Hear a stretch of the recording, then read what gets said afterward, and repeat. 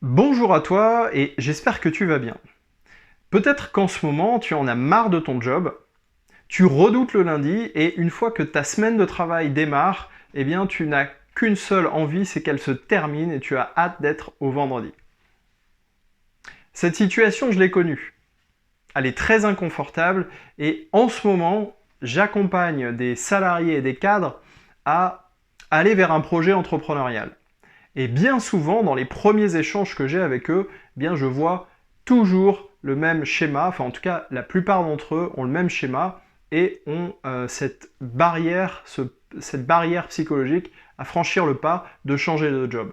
Et ce qui est impressionnant, c'est que la plupart d'entre eux, on annonce des chiffres de l'ordre de 70% de personnes qui sont mal aujourd'hui dans leur travail et qui ne se sentent pas bien dans leur travail, qui ne sont pas épanouies dans leur travail. Et eh bien, ce que je peux voir, c'est que pour un nombre d'entre eux assez significatif, c'est même devenu douloureux. C'est-à-dire que avant de partir au travail, ils ont mal au ventre, ils ont toujours mal au dos, ils se sentent pas bien, ils dorment mal la nuit, ils sont stressés, enfin bref, c'est vraiment devenu pour eux insupportable. Et pourtant, ils franchissent pas le pas. Et ben, si je fais cette vidéo, c'est que j'ai aussi été dans cette situation. J'ai des amis qui ont également été dans cette situation et j'en suis sorti. Et j'ai également accompagné, aidé des personnes à en sortir. Et cette vidéo, je la fais parce que il y a une étude scientifique qui a été réalisée avec des grenouilles. Peut-être que tu connais cette histoire, tu l'as peut-être déjà entendue, et je ne te parle pas de l'expérience en elle-même et de ce qu'on a fait aux grenouilles, hein. C'est pas ça que je trouve génial, mais par contre, c'est sur le fond, sur le message que tu peux recevoir de cette expérience scientifique. En fait, l'idée, c'est que ils vont prendre une marmite et ils vont élever le niveau de la température de l'eau de cette marmite à 50 degrés. Ils vont jeter la petite grenouille dans cette marmite d'eau, donc qui est à 50 degrés. Donc 50 degrés, c'est quand même assez inconfortable. La petite grenouille, elle rentre dans l'eau et tout de suite, c'est douloureux pour elle. Donc elle s'expulse immédiatement de l'eau qui est à 50 degrés et elle retourne faire sa vie. Même expérience, mais cette fois-ci, on met la petite grenouille dans la marmite à 10 degrés et on fait chauffer, on porte à ébullition finalement, mais de manière très progressive, la température de l'eau de cette bassine. Donc la bassine, elle passe de 10 degrés, donc 10 degrés c'est un petit peu frais, donc la grenouille, elle est à moitié endormie finalement, et puis elle va doucement se réveiller, l'eau va monter à 20 degrés, 30 degrés, donc 20 degrés, tu vois, c'est plutôt sympa, donc la petite grenouille, elle fait sa vie dans la marmite. 30 degrés, bon là ça commence un peu à être moins sympa. 40 degrés, 50 degrés. Donc là 50 degrés, tu vois, elle commence un peu à se prostrer. Tu vois que c'est inconfortable pour elle, mais pourtant, comme la température elle monte progressivement, la petite grenouille elle reste 50, 55, 60, 70 degrés. Et quand ça devient vraiment insupportable pour elle, qui a vraiment un danger de mort, eh ben, elle a plus les forces, elle a plus le jus de se sortir de cette marmite, et la pauvre petite grenouille, elle finit ébouillantée. Et si je t'explique cette histoire, et pour que tu comprennes mon message au travers de cette expérience scientifique, c'est que la petite grenouille, quand on l'a plongée d'un coup dans un milieu hostile, elle est tout de suite sortie.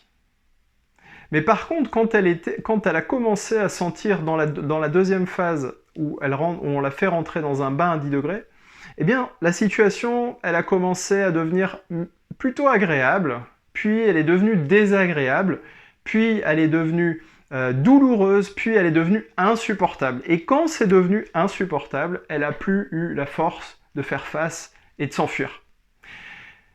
Et bien souvent, c'est ce qui se passe en entreprise. C'est-à-dire que au démarrage, tu démarres ton job, ça se passe plutôt bien, et puis progressivement, bah, tu sens que soit tes conditions de travail se dégradent, soit tu prends plus de plaisir, et c'est là finalement il faut s'écouter, et il faut écouter les messages que peut t'envoyer ton corps. Donc si t'es stressé à chaque fois que tu vas au boulot, si tu prends plus de plaisir à aller au travail, si tu traînes des pieds, si tu rentres le soir, que tu es ultra stressé et que tu parles mal, tu as une mauvaise communication avec ta famille, que tu deviens insupportable, que tu as tendance à te refermer sur toi-même, que le week-end, tu n'as plus envie d'aller voir des amis, ben, clairement, c'est qu'il y a un message, il faut que tu l'écoutes, il faut que tu vois tes comportements, il faut que tu écoutes les dialogues internes que tu peux te dire au moment où tu vas travailler, tiens, j'en ai marre, j'ai pas envie, etc.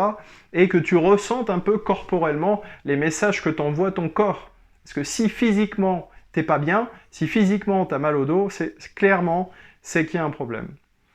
Et mon message, c'est de te demander si tu vas attendre que la situation, elle soit tellement insupportable que tu en arrives à un point où finalement, bah, c'est la société qui va te prendre en charge parce que tu vas faire un burn-out et c'est ton médecin qui va t'arrêter, ou la médecine du travail, ou je sais pas. Et moi, des gens qui ont été jusque-là, j'en ai connu, et finalement, ça a été le plus beau cadeau de leur vie. Ils ont derrière pu faire quelque chose qui vraiment avait du sens, qui les motivait, et ils ont repris goût finalement au travail, et ils ont repris goût à faire d'autres choses, à améliorer leurs relations de couple, leurs relations avec leur famille, leurs relations amicales. Ils ont retrouvé finalement goût à la vie. Et ça, je trouve ça vraiment génial. Mais est-ce qu'il faut vraiment en arriver au point où c'est tellement douloureux que on fait un burn-out? Un burn-out, finalement, c'est quoi? Bah, on est brûlé de l'intérieur. Donc on a laissé tellement le stress nous bouffer de l'intérieur, bah, qu'on a fait un burn-out et on a été incapable de se réveiller. Moi, j'en suis pas arrivé jusque-là. Pourquoi? Parce que j'ai eu la chance d'entendre cette petite histoire qui m'a grandement aidé et qui a permis également à pas mal de personnes de mon entourage de prendre conscience de la nécessité de prendre une décision. Alors, si tu es dans ce cas-là, si tu as toutes ces petites alertes émotionnelles, bah, je t'invite vraiment à passer à l'action parce que je peux te dire que ta vie, elle sera beaucoup plus belle et je te souhaite une bonne fin de journée. Médite là-dessus. Partage cette vidéo peut-être à des proches dans ton entourage que tu vois qui sont pas bien, ça peut peut-être les aider. Et si ça aide une personne, bah pour moi, le pari il est gagné, la mission de cette vidéo c'est gagné et j'en suis hyper satisfait. Je vous dis à très bientôt pour une prochaine vidéo pour vivre une vie meilleure. À très bientôt.